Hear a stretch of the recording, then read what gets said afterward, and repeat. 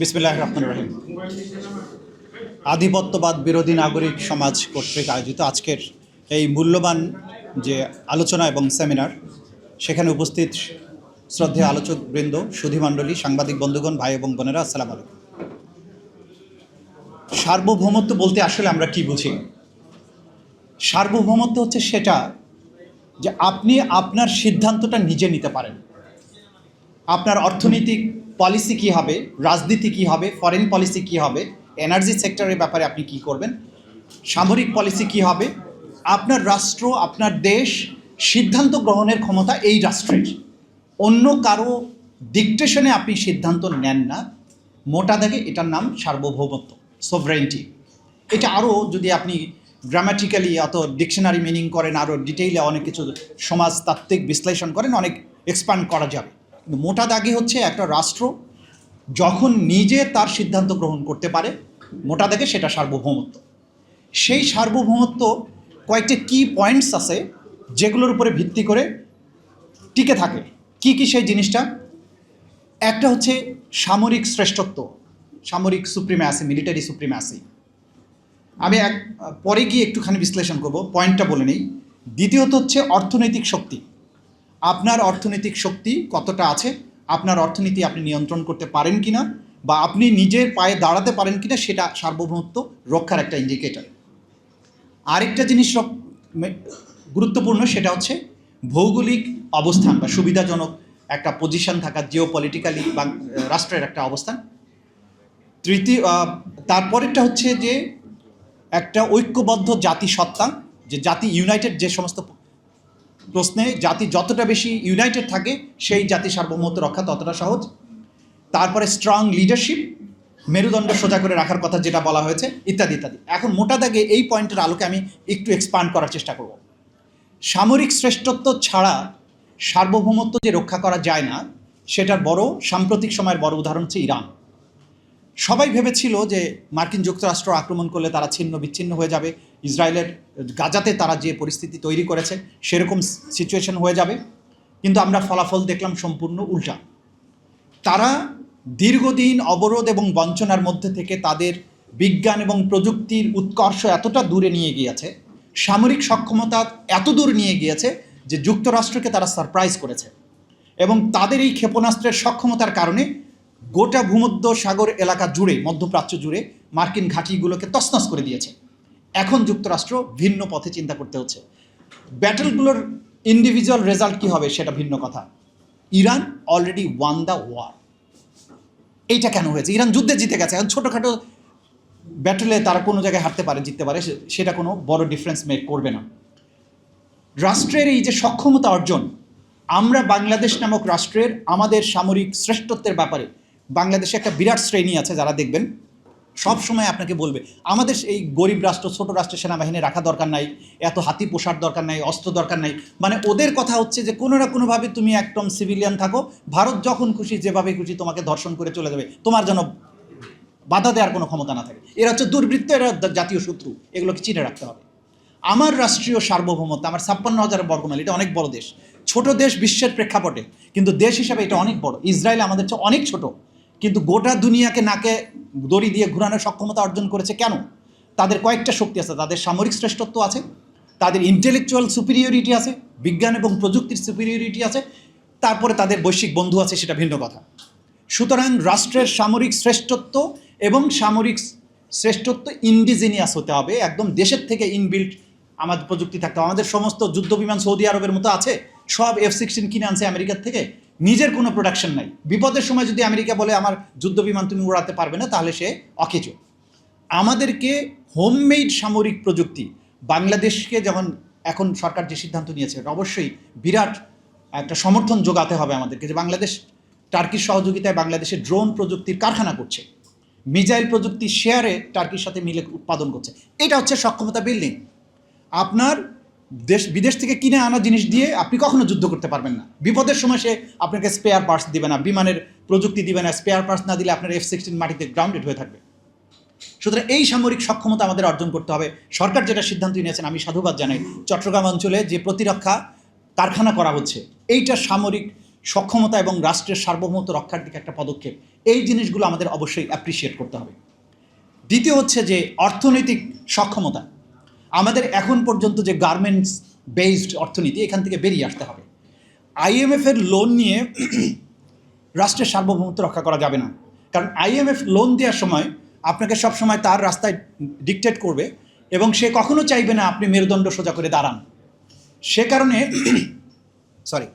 ইব্রাহিম ট্রাওরের কথা আমরা উদাহরণ রাখতে পারি।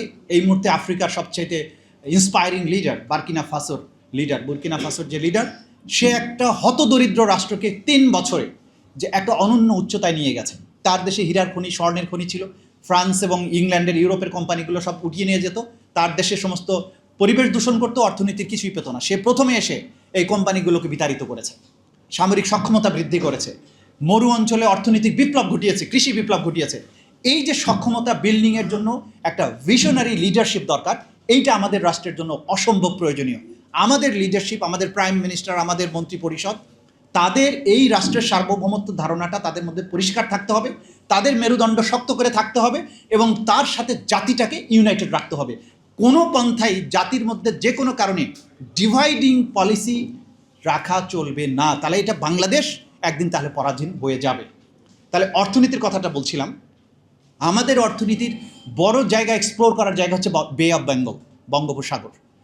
বঙ্গোপসাগরের তার তলদেশের সম্পদ, সির যে সম্পদ, সেটা পাশাপাশি বাণিজ্য পথ হিসাবে বাংলাদেশের বঙ্গোপসাগরের যে অসামান্য গুরুত্ব আছে সেটা আমাদের উপলব্ধি করতে হবে।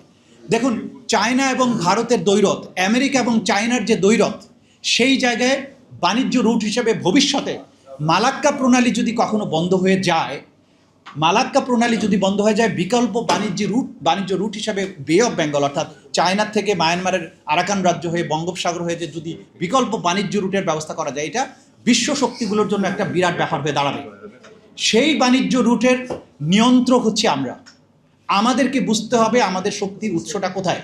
সেই বে অফ বেঙ্গলকে, আমাদের পোর্টগুলোকে সুরক্ষিত করা এবং সেই খুলনা বা পাইকগাছা থেকে শুরু করে টেকনাফ পর্যন্ত যে বিস্তৃত সি উপকূল, আমাদের এই উপকূলে আমরা অনেকগুলোকে সি পোর্ট বানাতে পারি, বন্দর বানাতে পারি, যেটা বাংলাদেশের অর্থনীতিকে একেবারে অনেক বেশি আপলিফ্ট করবে, যেটা আমরা সিঙ্গাপুরের পর্যায়ে পৌঁছে যেতে পারি।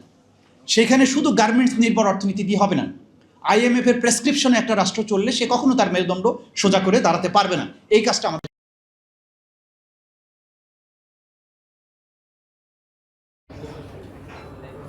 প্রণালী, আমরা যে এই বে অফ বেঙ্গলের কথা আমরা বললাম, একটা প্রণালী বা একটা জলপথ সার্বভৌমত্ব রক্ষার জন্য একটা বড় সেফগার্ড হতে পারে। ইরান সেটা দেখিয়েছে। হরমুজ প্রণালীর উপরে এ তো ওপেনই ছিল, কিন্তু যুদ্ধ করতে গিয়ে এমন একটা পর্যায়ে গেল যে তারা এটার নিয়ন্ত্রণ হয়ে গেল। এখন গোটা দুনিয়া মিলে হরমুজ প্রণালীকে ওপেন করতে পারছে না। ইরান বলছে, আমার উপরে যদি হামলা করো, আমার সার্বভৌমত্ব কেড়ে নেওয়ার চেষ্টা করো, আমি এই গলাটা কেটে দেবো। বিনিময়ে কি হচ্ছে যে এখন পরাশক্তিগুলো তার পায়ে পড়ছে যে আমরা হরমুজ প্রণালী ওপেন চাই, বিনিময়ে তো আমরা সব কিছু দিতে রাজি আছি।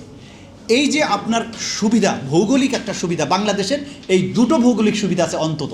একটা হচ্ছে আমাদের বঙ্গোপসাগর, আরেকটা হচ্ছে আমাদের চিকেন স্ন্যাক উত্তরবঙ্গের সাথে। এই দুটো জিনিসকে প্রপারলি ইউটিলাইজ করতে পারলে বৃহৎ যে শক্তির ব্যাপার, আমাদেরকে যারা ভারতীয় জুজুর ভয় দেখায়, বৃহৎ রাষ্ট্র যখন তখন দখল করে নিবে, আমরা তো ওপেন বলি যে সাহস থাকলে আসো, বাংলাদেশকে দখল করা কত সহজ আমরা বুঝিয়ে দেব। আমাদের চিকেন স্নেকে আমাদের সামরিক সক্ষমতা বৃদ্ধি করতে হবে। এটা অন্য রাষ্ট্রকে আক্রমণ করার জন্য নয়, আমার নিরাপত্তা নিশ্চিত করার জন্য। আমাদের কখনোই আক্রমণ করার প্রয়োজন নেই, কিন্তু এটা মাথায় রাখতে হবে, আমাকে আক্রমণ করলে আমি তোমাকে 2 টুকরা করে ফেলবো। এই যে নেগোশিয়েট করার বা আপনার দরদাম করার মতো ক্যাপাসিটি অর্জন করা, এইটা আপনার সার্বভৌমত্বকে রক্ষা করবে। সুতরাং আমাদের চিকেন স্ন্যাক, আমাদের পদ্মা ব্যারেজ, আমাদের বঙ্গোপসাগর, আমাদের বন্দর, এগুলোর উপরে আমার সক্ষমতা, আমাদের দখল, আমাদের ইন্ডাস্ট্রিগুলো বিল্ড আপ করতে হবে। এবং সেজন্য এমন একজন জাতীয় নেতা লাগবে যিনি ছোটোখাটো রাজনৈতিক বিরোধের কারণে রাজনৈতিক দলগুলোর মধ্যে বিভাজন করবেন না। দেখুন, ইরানকে তারা ডিভাইড করতে চেয়েছে জাতিগতভাবে। ইরানের মধ্যে রেজা শাহ পাহলভির অনুসারীদের দিয়ে বিক্ষোভ করানোর চেষ্টা করেছে, কিন্তু যত বেশি বম্বিং হয়েছে তেহরানে, যত বেশি বম্বিং হয়েছে ইরান জুড়ে, ইরান তার লিডারশিপের আন্ডারে তত বেশি ইউনাইটেড হয়েছে।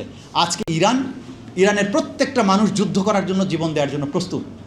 এমন একটা জাতি লাগবে আমাদের, যে আমাদের দেখুন, যখনই ইন্টারিম গভর্নমেন্ট আসলো, আমাদের বিজিবির আচরণ পাল্টে গেল। প্রতিদিন বর্ডারে গুলি করে মানুষ মারে, আর এবার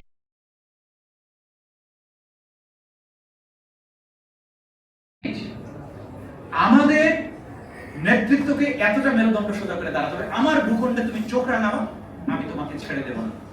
সুতরাং বর্তমান সরকার এই পলিসি অব্যাহত রাখছেন, এটা আমরা সমর্থন করি। আপনি শীত দ্বারা উঁচু করে থাকেন এভাবে, আমরা আপনার পেছনে আছি, সেটা নিয়ে আপনার ভাবার কিছু নেই। কিন্তু একই সাথে আমাদের দুঃখের সাথে বলতে হচ্ছে যে জুলাই জাদুঘরে কি জন্য ইন্ডিয়ান আধিপত্যবাদ বিরোধী যে সমস্ত সেকশনগুলো ছিল কেন তুলে দিলেন? ফেলানি প্রদর্শনী যেখানে ছিল কেন সরিয়ে ফেললেন? কেন কাঁটাতারের বেড়া সংক্রান্ত যে একটা সেকশন ছিল সেটাকে কেন সরিয়ে ফেললেন? কেন মোদী বিরোধী আন্দোলনের ব্যাপারে যে সেকশনটা ছিল সেটা সরিয়ে ফেললেন? এটা কিন্তু আমাদের আবেগের সাথে জড়িত। আমাদের মুক্তি সংগ্রাম, সার্বভৌমত্ব রক্ষার ব্যাপারে আমাদের জনগণের যে সংগ্রামের ইতিহাস, আমার জাদুঘরে সেটা থাকতে হবে। কোনো কারণে, কোনো বিবেচনায়, কোনো নেগোসিয়েশনে এই জিনিস জাদুঘর থেকে অমিট হতে পারবে না। এটা আমরা সরকারের প্রতি অনুরোধ জানাই, আপনারা এগুলোকে আবার পুনঃস্থাপিত করেন। আপনারা যদি এই সার্বভৌমত্ব রক্ষার জন্য রাষ্ট্রকে অনুন্নত যেতে চান, যতই রাজনৈতিক বিভাজন থাকুক, আমরা প্রত্যেকেই আপনার পেছনে আছি, আপনার পেছনে থাকব। কিন্তু আপনি যদি ডিভাইড করেন, আপনি যদি নতজানু হওয়ার চেষ্টা করেন, মনে রাখবেন এটা বদলে যাওয়া বাংলাদেশ। মানুষ কিন্তু আপনাকে এইটা দেখতে চাইবে না, এবং মানুষ কিন্তু তখন আপনার সাথে থাকবে না। আজকে এই যে সার্বভৌমত্ব নিয়ে আমরা কথা বলছি, সার্বভৌমত্বের ব্যাপারে আমাদের অনেক বেশি বেশি আলোচনা হওয়া প্রয়োজন।